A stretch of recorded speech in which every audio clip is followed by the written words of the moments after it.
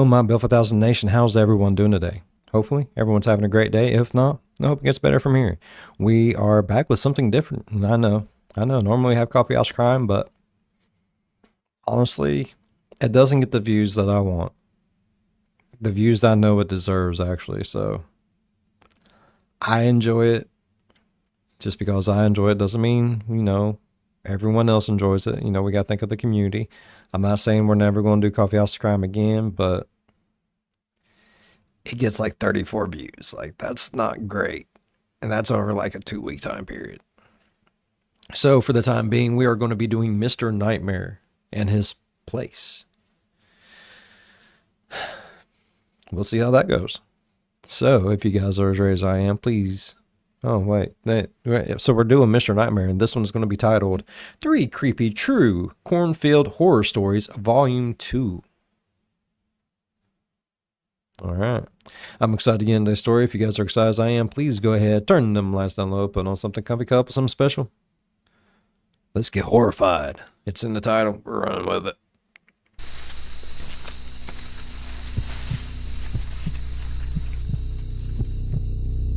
This happened when I was a kid, so some of the details are a little fuzzy, but I still remember the important parts.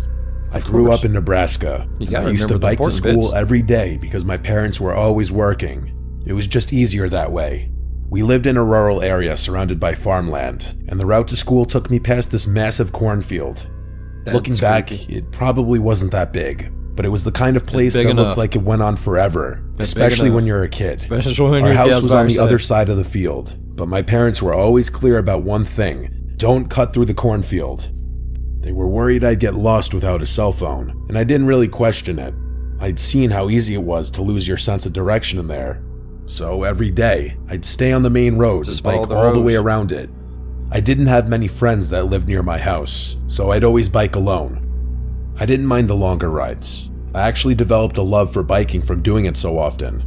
I'd go for bike rides on the weekends, even when I didn't have to. I don't remember what day of the week it was, but it was definitely a weekday because I was biking home from school. I was biking home like normal when the chain on my bike popped loose. I don't remember how it happened, but it just came off completely, and no matter how hard I tried, I couldn't figure out how to pop it back into place.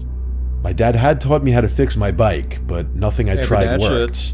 That's just the way I was stuck, and the thought of walking all the way home with my bike in tow sounded awful. And if you don't like have I that, said, I didn't have a phone back then, so it wasn't like I could just call my parents for help. I wasn't going to ask for a ride from a random stranger driving by either. I knew better. I was on my own. That's when I looked over at the cornfield. Walking the normal route home was going to take forever, but cutting through the cornfield would save me a ton of time. I knew my parents had warned me not to go in there, but I figured it couldn't be that hard to find my way through. After all, I just needed to walk straight, right? So I made up my mind and pushed my bike into the cornfield, telling myself it'd be a quick shortcut. At first, it was fine. The path I found between the rows of corn was narrow, but it was clear enough to walk through. The stalks towered over me, and I remember there being a gentle breeze that day. Imagine walking through a cornfield as a child. The stalks feel 10 times higher, and everything feels 10 times bigger. It started to make me feel a little uneasy. The corn also blocked out a lot of the light, and it was oddly silent in there. I can't remember why, but every so often I'd look behind me. I'm not sure what was scaring me, but I remember just wanting to get out of there as quickly as possible. After another few minutes, I started to pick up on a faint rustling sound coming from the corn just a little ways off the path.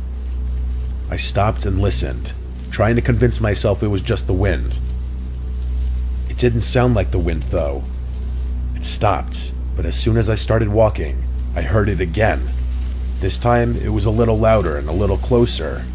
I started to think it could have been an animal stalking me, but I didn't know what kind of animal would be making that much noise. I remember struggling to breathe, wishing I had never gotten into that cornfield at all. I picked up the pace, walking faster, but I didn't want to leave my bike behind. I kept telling myself I was being paranoid, but every few minutes, the rustling came back. Like whatever it was keeping pace with me. Eventually, the rustling stopped, and I felt a wave of relief. Maybe 10 or so minutes passed without any strange sounds. Maybe a predator of some sort? At the next juncture, No, like a decided to human switch predator, roads but just like to an be actual safe. like animal predator. I turned a corner, and standing right there in the middle of the path was a man. Oh, He was nope. just standing Human. there, arms at his sides, My bad. staring at me. He didn't look like a farmer or anyone who belonged out there. His clothes were dirty and torn, and he had what looked like long scratches on both arms. I don't know how else to describe them. They were just long marks that looked etched into his arm. I froze, Probably not knowing shooting what to up. do. But then he spoke. He asked me if I was lost in a low and raspy voice. I didn't Probably respond. track marks, bruh. I was glued to the spot. He then took a step toward me and told me he'd help me find my way home. I felt like I was in sleep Hey, paralysis. little boy. I You want literally me to help couldn't you move. home? Every instinct in me screamed to run, Trust but me, I couldn't. I don't have a van. He started walking faster. Be like, "Fuck you, his bruh." hands outstretched toward me. Shove a corn cob That's up your when ass. my legs just took over. I dropped Come my at bike me. and ran as fast as I could. Stranger He danger. started chasing me and shouted that he just wanted to help me. I did not stop running. No I habla could hear es him inglés, por crashing through favor. the corn behind me, yelling for me to stop every so often. I ducked into one of the corn stalks and crouched down in a ball with my eyes closed. I tried to make myself as small as possible. I truthfully thought I was gonna die. He was holding something that looked like a rope in his hand. As he passed, he muttered to himself, "I'll find him." I'll never forget those words for as long as I live. Oh, I'm gonna I find you, stayed boy. hidden for what felt like hours. My legs were cramping, Fucking my whole creepy. body was trembling, but I didn't would've dare shit. move until You I was would've sure found he me. was gone. When I finally crawled out of the corn and made my way home, I was shaking so badly I could barely walk. I would have It was shitted dark everywhere. by then. I eventually found my way home. I ran inside to my parents, who were worried sick about where I had been. I told them everything. My mom was in tears, and my dad looked like he was ready to kill someone. By then, though, there wasn't much they could do. That man was long gone. My dad went out to look for my bike, but it was nowhere to be found. They got me a new one a few days later, and life went on. A few weeks later, something else happened that ultimately made us move out. I got Good home God. from school one day, and there, sitting on the porch, was my old bike. The one I had left in the cornfield. I don't remember who was Oh, more fuck freaked out, that, me man. or my parents. My parents didn't feel safe with me in that house anymore, so we quickly moved out of there. My Fuck parents that. don't really mention what happens, but Hell I no. don't think I'll ever be able to forget it. We moving. Time to get the fuck out of here, Brett. Shit. Got a homie fucked up. I was 28. I had been trying to chase my dreams of being an author by writing for a popular newspaper, but things didn't work out. I had just returned home to help my aging parents on the family farm. It wasn't exactly what I had planned for myself after leaving home years ago, but they were getting older, and managing the place on their own was becoming more of a burden. The farm was quiet and isolated, surrounded by vast fields of corn that stretched out for miles in every direction. The nearest neighbor lived about a 10-minute walk away, a small farm run by an older woman who'd been living there ever since her husband passed away a few years back. Oh. Life was slow out there, and I didn't mind that. At that point in my life, slow was exactly what I wanted. Things were pretty normal for a week or two. I was starting to get used to the routine of managing the farm, and the slower pace of life was really beneficial to me. I had a ton of free time on my hands to think and write, which was how I spent most nights. I'm not sure what it is, but I'm most productive and creative at night, so I took advantage of that. It's just I'd get the like farm the stuff out of the way chemical well makeup of before your the body, sun bro. went down, and then sit Some at my people are like computer that. until I couldn't keep my eyes I was like that open when I was anymore. little. My mom called it I had opted to vampirism. stay in the tiny bedroom on the 3rd floor so that I wouldn't bother my parents with crazy in strange that, bro. sleep habits. That I won't liked eat it during up the there. day. I It would was only eat cozy at and nighttime. quiet, It and was the awful. window gave me a beautiful, I got down with muse-like it, though. view of the farm. But after about another week, I started noticing something odd. Every evening, just before sunset, I would see a figure standing at the far edge of my parents' cornfield Somebody's between 2 rows of watching corn. me. At first, I didn't think much of it. Some I children assumed it with was corn someone bullshit. from the neighbor's farm, maybe checking on their land or surveying the crops. They weren't actually on my parents' property, so it's not like they were trespassing or doing anything technically illegal. It was just kind of odd, Everything though. should be illegal. The figure didn't move or make any kind of gesture, just stood there, almost like a scarecrow or a mannequin. I couldn't tell if it was a man or woman. Hell, I couldn't even tell if they were facing me. It was unnerving, sure, but I figured it was nothing to worry about. Despite the eeriness of it all, I noted that the scene would definitely make a cool photo. A shadow against the golden backdrop of the evening sky and fields of corn that stretched on forever. That does sound A gorgeous. few more days passed, and the figure kept appearing. Always around the same time, always around the same spot, just standing there. One night, I watched it extra closely just to make sure it really wasn't a scarecrow. Eventually, I did notice it move, which confirmed that it was a person. It was strange, but I kept telling myself it was harmless. I even thought it might be the neighbor, the old woman my mother often mentioned. I hadn't seen her since I'd been back, but maybe she had a reason for being out near our property. Either way, there was only so much harm an elderly woman could really cause. It's not like she posed a threat to my parents or their property. Bro. I'm gonna go ahead and tell you bullshit. I seen some old ladies knock the shit out of people, man. I worked at Walmart. All right. Excuse me. I seen an old lady knock the shit out of this big old black dude, bro. Like, he was a big man. Like, he looked like a bodybuilder. I don't mean like he was like just big. Like, he was a big man. Like, put your head between his arms, flex, and crush your fucking skull type shit. Big man. But this lady came in, had bricks in her purse, whapped him right across the head, and that motherfucker was laid out. Old bitches be fucking, they don't give a shit. Like I said, dude was huge. Like, he's not someone you'd want to mess with just for any reason. Like, he was a big boy. He was scary. He was scary. He looked like he could eat a Volkswagen. Of course, if that were true, I probably wouldn't be writing this all down. In hindsight, it probably wasn't wise to be so nonchalant about the situation. Things started to change over the next few days. The figure began getting closer. Each night, I'd see it between two different rows of corn, always closer to the house. It was still silent and still unmoving, but it was definitely closer each night. I was sure of that. I still couldn't make out any details about them from that distance, but things were getting serious now. I'd shoot. Whoever was out there was deliberately getting closer and closer to my parents' property. I'd After shoot 2 nights of this, I decided I had to do something. Shoot it? The next morning, I told my parents about what I had been noticing the past few weeks. My mom brushed it off and told me that it was most likely the neighbor's son, who had always been a bit of an oddball, according to her. To call him an oddball was a bit of an understatement, but my mom was always one to put Psychopath? things nicely. To my surprise, they didn't seem concerned or even weirded out. Puffs. They told me that I should just let him be, as he's harmless. One evening, as I was working late in the barn, I glanced toward the edge of the field and felt my stomach drop. The figure was no longer at the far edge of the cornfield. It was standing just outside the property line, much closer than before. A cold chill ran through me. I wiped my hands on my jeans, and feeling a mix of unease and frustration, I decided to approach it. I needed a better look.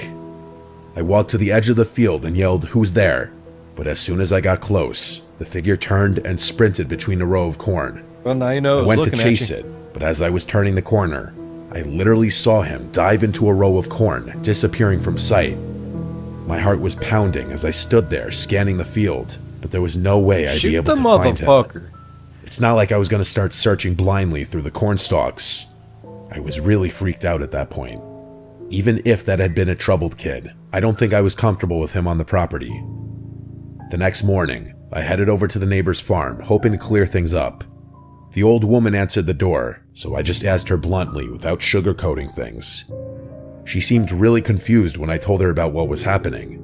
She shook her head slowly and told me she hadn't been outside after dark for weeks because of her health. She told me that she could barely get around, let alone walk to the edge of her land.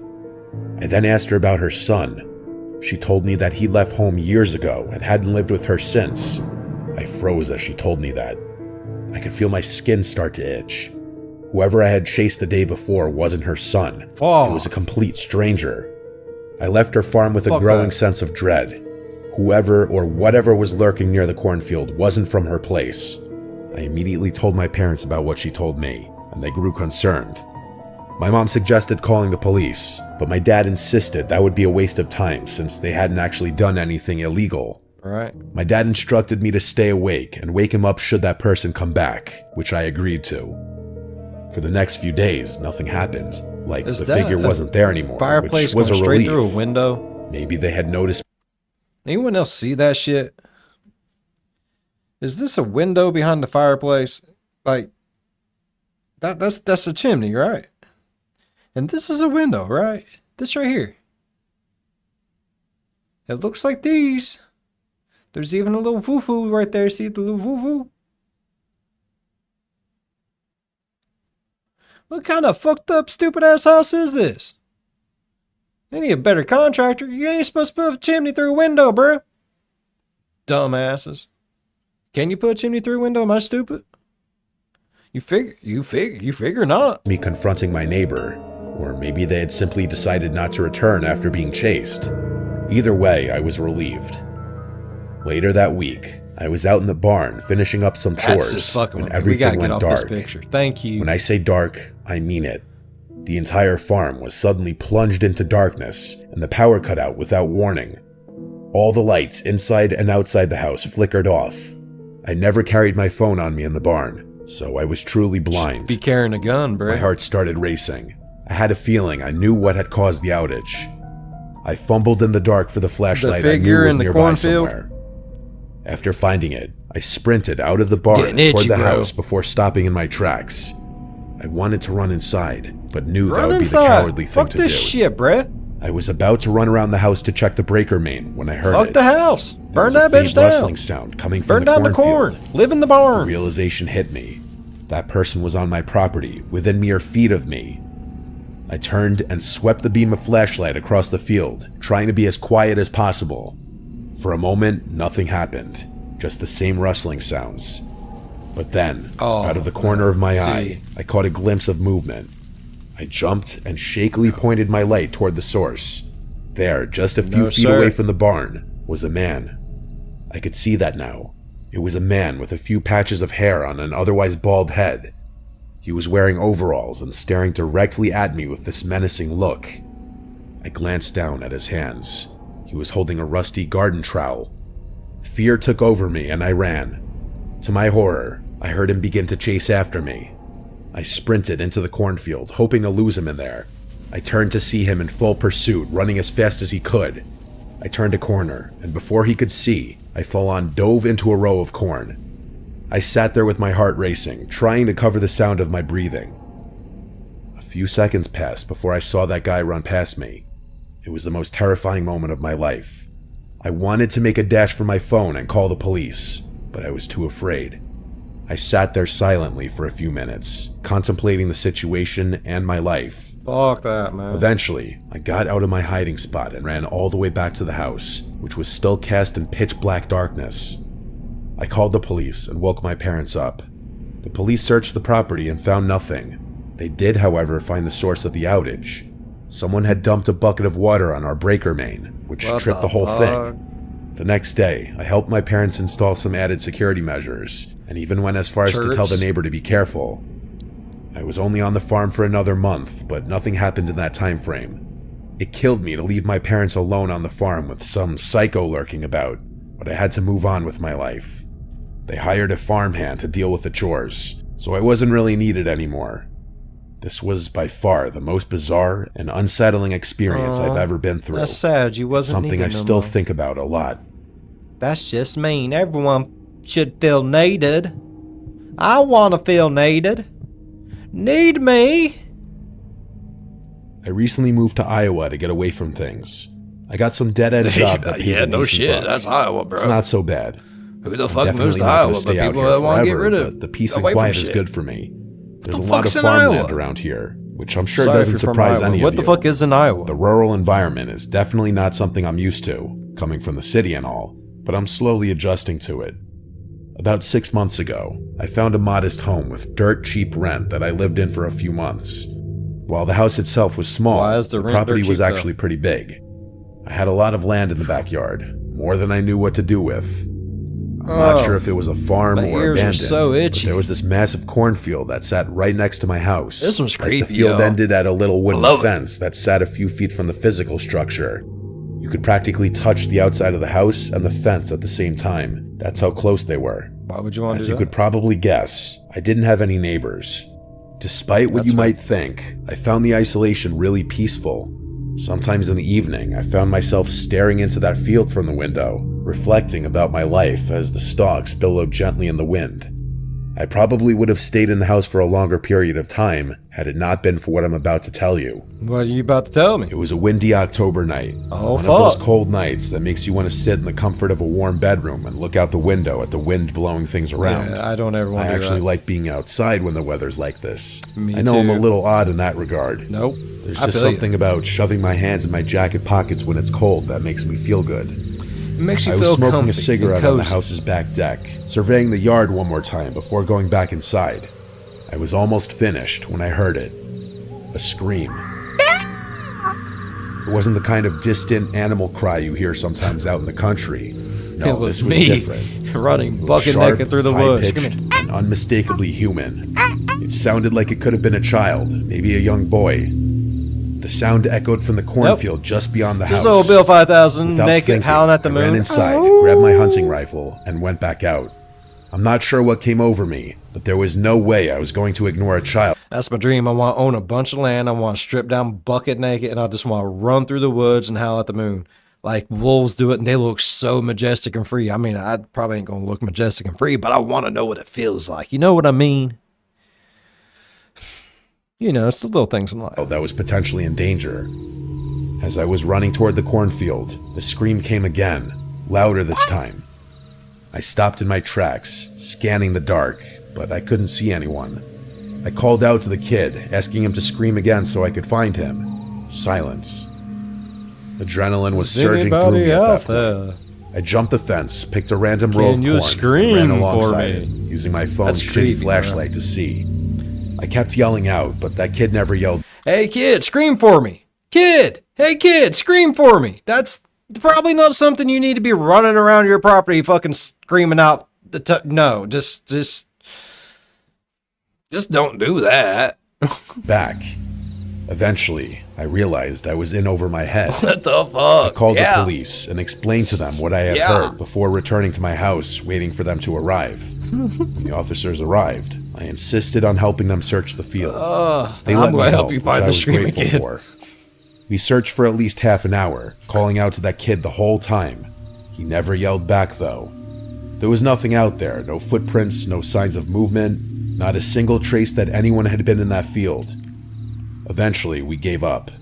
The officers told me to call again if I heard anything and left. I was frustrated, but what could I do? Part of me wondered if the whole thing had been a prank, which sort of made sense. Possibly. I'm sure the kids out there struggled to occupy the hours. It just made me sick to think that someone would prank another person. Not like everybody that. likes to watch a corn blow As in the much wind as I like tried you to do, convince bruh. myself that it had all been a prank, I couldn't relax after that.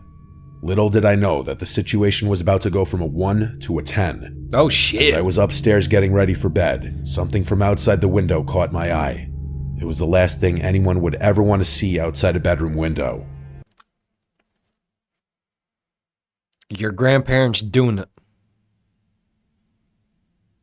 I wouldn't want to see that, like, be getting ready for bed, be sitting there, like, in my birthday suit, getting ready to put on my basketball shorts, look out the window and see my grandparents doing it. For one, they dead, and that's just weird and creepy. And for two, it's my grandparents. Nobody wants to see that shit. That would be a nightmare. That would be horrible. A faint orange glow. I rushed to the window, and I felt my stomach drop. Off in the distance, there were small flames rising from the cornfield, flickering wildly in the dark. I remember yelling, no. "Holy fuck," over and over. Holy fuck. I knew I had to do something. The fire wasn't huge, but I knew it would spread fast with how windy it was out there. I sprinted down the Goodness stairs gracious, while calling great 911, balls of fire. practically screaming into the phone. I grabbed the hose from the side of my house, turned it on, jumped the fence, and sprinted into the field. I prayed that it would be long enough to reach the fire. I was soaked it? by the time I reached the fire, but I didn't care. I knew the fire department would take forever to get there. I was the only hope. I sprayed the flames as best I could, doing Last everything I could great to hope. contain it. Oh. I was unbelievably lucky that it hadn't spread more quickly. I was able to put it out completely in just a few minutes. I leaned down to catch my breath, wondering why in the world this shit was happening to me. As I stood there, drenched in sweat and water, I caught movement from the corner of my eye. I turned and nearly died right on the spot. There was someone at the upstairs window of my house. They were in my bedroom. Without thinking, I dropped the hose that was still spraying water and sprinted toward the house. I threw open the door and burst into the kitchen, only to freeze in place. The entire room was trashed. My fridge and cabinets were all open, and a bunch of my dishes had been Oh, hell smashed no. on the You floor. ruined my It food, was bruh. fucking crazy, and I didn't know what to think. Someone be getting I stabbed. barely had time to process the chaos when I heard the front door slam. Shank I a spun motherfucker. around and ran to the front door, but by the time I got there, whoever had been inside was gone. I rushed outside again, but they were nowhere in sight. I didn't have the energy to chase them. I actually thought I was going to pass out from how chaotic the sequence of events had been. That's pretty A few terrifying. minutes later, the police and firefighters finally showed up. I told them what had happened, and they took things much more seriously this time around. Attempted arson is a serious felony, and they treated it like such. A bunch more police officers and even some police dogs were brought out to conduct a more thorough search. But once again, they didn't find anything. Of course Clearly, not. they had enough time to escape on foot. For a few weeks, I couldn't sleep. Every creak, every rustle in the night set me on edge. I slept with my hunting rifle on the floor next to me every night until I was able to move out. I kept thinking about what had happened. It didn't make any sense, but what gets me the most is that first scream. It makes me sick to think that there might have actually been a child in danger, not even 100 yards from me. Yeah, that is pretty fucked up. All right. Fucking Mr. Nightmare, man. Always coming in clutch. Always. All right. I really enjoyed today's video. If y'all enjoyed today's video as much as I did, please go down there and leave a thumbs up. It really helps the channel grow. While you're down there going over, slap that subscribe button, become part of the B5 Nation. We do some crazy stuff here. And if you want to know when that crazy stuff happens, ding that bell and turn on all notifications. As always, be good to one another. I'll see you in the next one. Bye-bye. Damn. Never eating corn again.